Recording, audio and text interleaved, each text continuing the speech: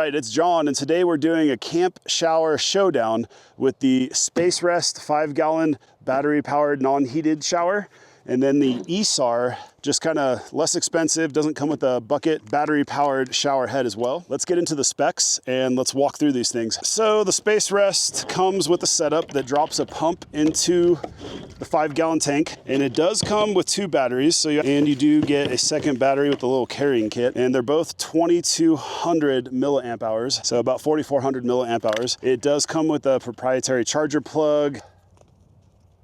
There we go. So when you set this up, it just kind of drops in. Let's see what these things are made out of.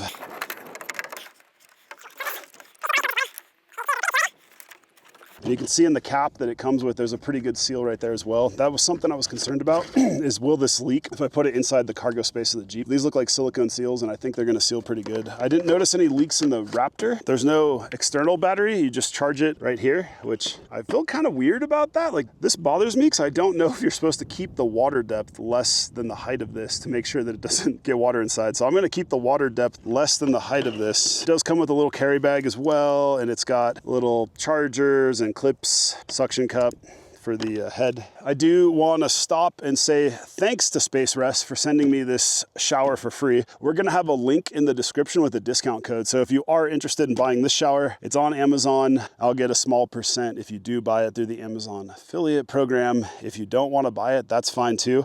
If you end up buying this one, I'll post a link. I got this from Walmart.com. And this was just to have something to compare to that would probably be like a less expensive option versus a more expensive option. I'm not going to take a shower on camera with both of these. I feel like that would be weird. We're going to explore the features and then talk about the pros and the cons of each setup. So you can hear it starting to pump, and here's your spray head. And then this one just has a button on top, and you can hear that one pumping. And let's spray these guys and see what the heck happens. This one's got a through button you just push through. And so this one starts spraying faster, and it's a pretty good stream. Even if you didn't use this for a shower, I feel like you could use it for like doing dishes or for your camp sink. So already we could see that the SpaceRest has a much stronger stream, much better pressure. Okay, that one's picking up now. So now that they both pumped up a bit, let's look at the streams.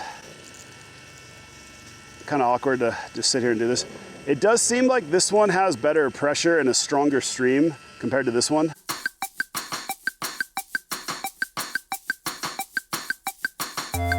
And then this one has a couple settings.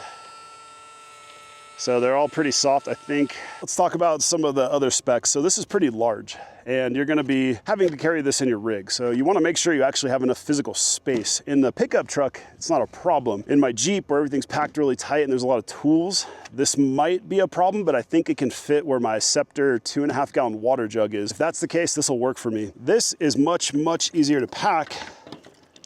And it's also, I mean, it does have the 3 settings. Honestly, between the 3 settings, I feel like there's not much of a change, and the stream is pretty light. I don't think you could use this for a shower. I really don't think the stream is powerful enough, but I feel like you could at least use this to shower with. It's like a bare minimum. I think this would be okay if you wanted to. I don't even know if doing dishes would work because the stream is so light. Yeah, that doesn't feel like much of anything on my hand, to be honest with you. Let's try this one again. Yeah, I mean so the pump setup in this one seems to be much stronger pressure, much better pressure. Like that actually feels like almost like a regular faucet at home. It's not quite there, of course, but that I could see actually doing dishes with or taking a shower. Because here's the thing, this comes with its own, water jug. This one you're gonna have to bring a bucket, which means you're also bringing a separate water jug. And I think I spent 50 bucks on my Scepter 2.5 gallons. So you're gonna spend 30 bucks on this, and then maybe another 50 on a water container that's halfway decent that seals. Whereas this was about 90 bucks. And so I think by the time you actually buy a water container, because you're not gonna bring a bucket of water in your Jeep, you're gonna need a water source. If you're gonna go that route, the 2 costs are effectively the same. Whereas this has a lower pressure, and then once again, that USB-C is like soaking wet right now. It kept the bucket no more than this high as far as the water depth.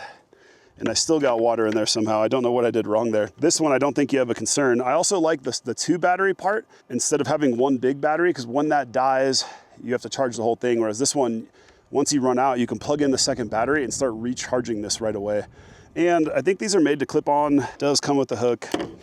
I don't know what you're gonna hook this to, but you can kind of see that maybe on a roll cage. The one downside is for a shower, this doesn't lock, but when you have limited water resources, it would conserve water more because you have to be holding the handle to actually be using the water. Overall, by the time you compare bringing a water source for this in another jug, and you could buy cheaper jugs, but a lot of the cheap ones I've tried from like Walmart, they always leak, and it's got an easy carrying handle.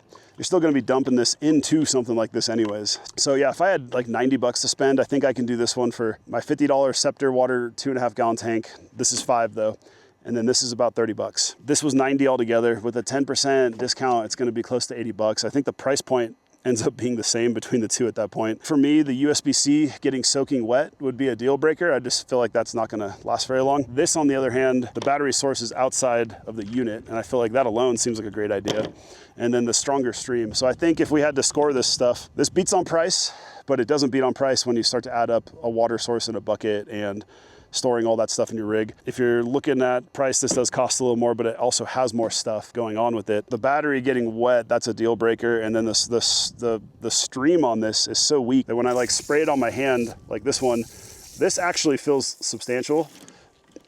There's one thing we haven't talked about yet, and I think it's important, is none of these have a heated water source. So you're either gonna be heating water in maybe a pot or a pan and then dumping in this bucket, or you're gonna be heating water and trying to carefully dump into here. You could bring a funnel. Oh yeah, actually, it's pretty decent. Oh man. Like, but it feels good right now because it's kind of hot out here. Feels like, that feels like a softer stream. It doesn't feel like there's enough pressure to, I don't know, so the test of spraying it on my head, this actually feels like halfway decent. Like, all right, so between low water pressure, water getting in the USB-C charging port, and needing a bucket, and the risk of someone leaving it on and blowing through the battery or the water, I'd say this is a no. I think this having the good pressure, it's self-containing carrying case for the water, you know, the water jug's built in. This comes with two 2200 batteries. This has a 4000 battery, so you get a little more out of it. This one too, I could see using this one for doing dishes, not just showering. You're gonna take a cold shower if you're not gonna heat water.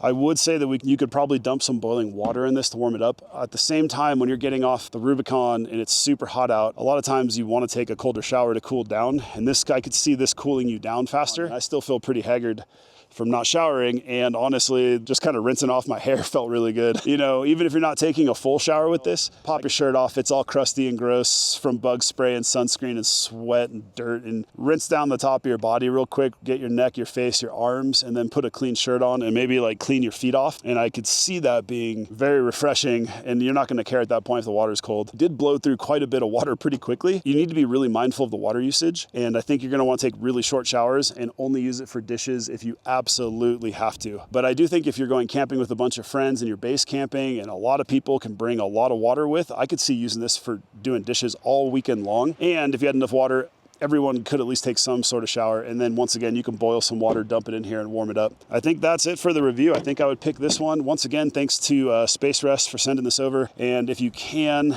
please like, subscribe, and comment below. Comment about what you think the best shower is. Are there other showers I should have reviewed? Are there other showers I should review in another video? Maybe bring these back in. After the discount code, I'd do this.